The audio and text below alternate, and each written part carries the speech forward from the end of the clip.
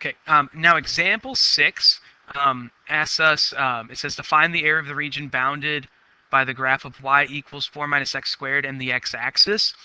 Describing the integration, and then describe the integration as an accumulation process. So I'll explain how that works.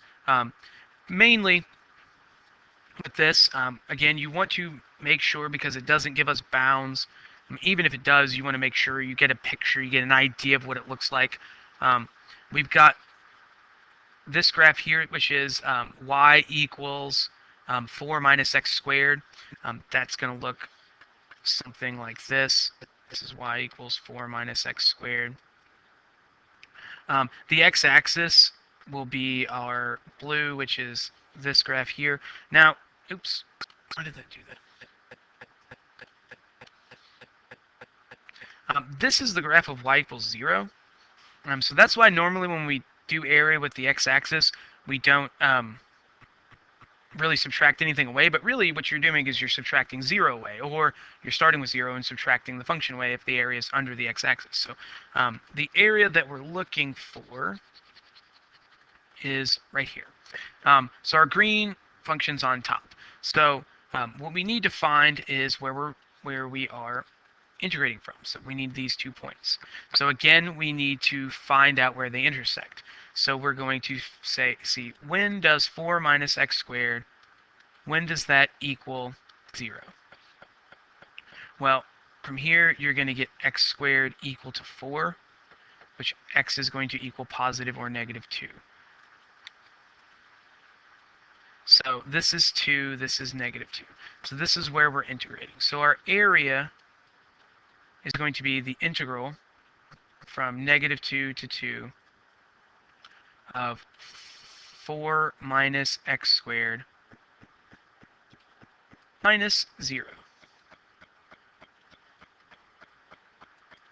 Which, again, we don't even need that extra part. So for this right here, so we can integrate we can just kind of consider that that's gone. So that's the same thing as 4x minus 1/3 x cubed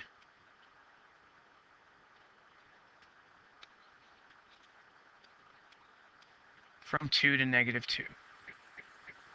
Now, I'm not going to plug all of these numbers in right now because it's said to describe it as an accumulation process.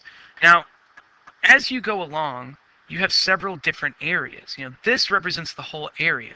But what if I just wanted to integrate up to a certain point?